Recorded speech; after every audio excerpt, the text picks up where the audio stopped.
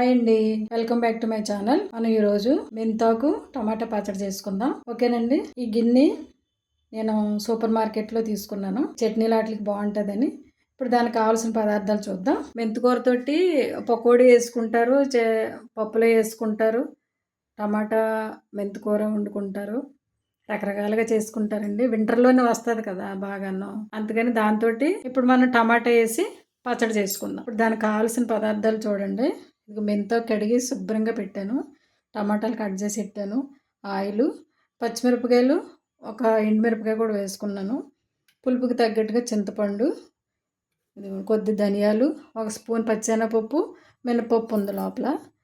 ఇది తాలింపు కోసం. ఓకేనా. ఇప్పుడు స్టవ్ వెలిగించుకుని మనం ఇవన్నీ ఫ్రై చేసుకుందాం. ఇదిగోండి, స్టవ్ వెలిగించుకుని కళాయి పెట్టుకున్నాం కదా.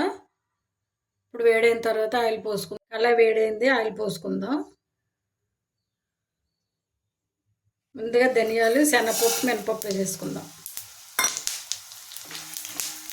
వేరుశెనగ గుళ్ళు అంటే వేరుశెనగ గుళ్ళు వేసుకోవచ్చు, నువ్వులున్నా వేసుకోవచ్చు, ఎవరి ఆప్షన్ వాళ్ళండి. స్టవ్ సిమ్లో పెట్టుకోవాలి. ఇవి మాడిపోకుండా వేపించుకుంటే చట్నీ చాలా కమ్మగా ఉంటుంది.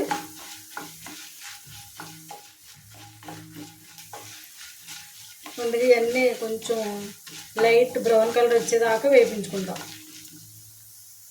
చూడండి ఎలా వచ్చినాయి కదా. ఇవి జార్లో వేసేసుకుందాం.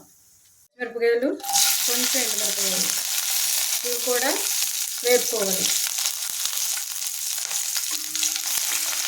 చట్నీ మాత్రం చాలా కమ్మగా ఉంటుంది.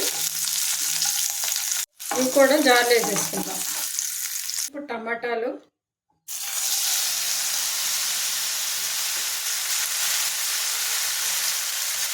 మెంతా కూడా వేసేసుకోవాలి. మనం నీట్గా కడిగి పెట్టుకున్నాం కదా, మెంతా కూడా వేసేసుకుని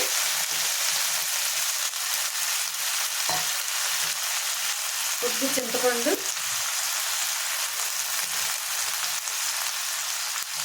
మూత పెట్టుకుని ఇవి బాగా మగ్గేదాకా ఉండాలి. మెంతాకు చూడండి దగ్గర పడిపోయింది. ఇప్పుడు స్టవ్ ఆఫ్ చేసేసుకుందాం.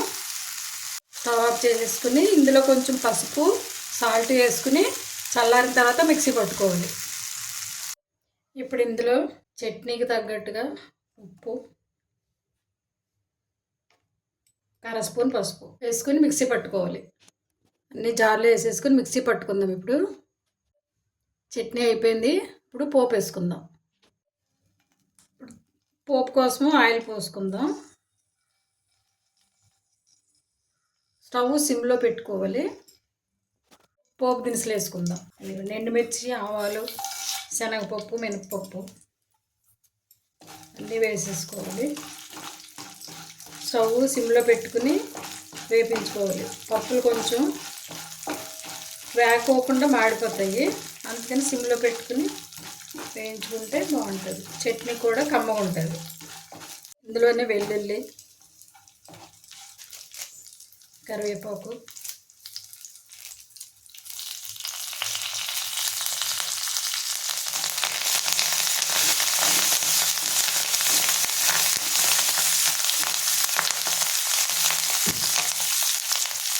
బాగా వేపించుకోవాలి. ఇందులో కొంచెం ఇంగువ, కొంచెం సరిపోతుంది.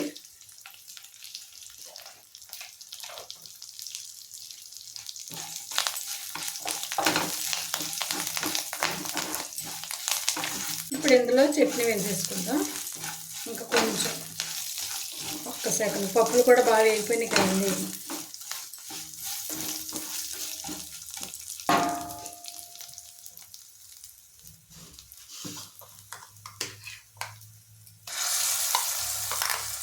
చట్నీ వేసేసుకుని పోపులో కలిపేసుకుంటామే. తర్వాత బౌల్లో తీసేసుకుందాం.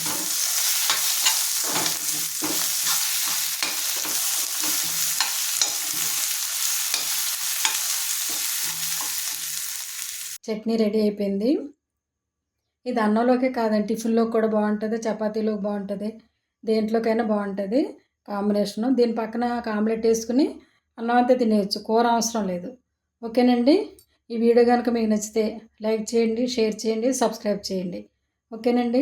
Thank you for watching. Bye.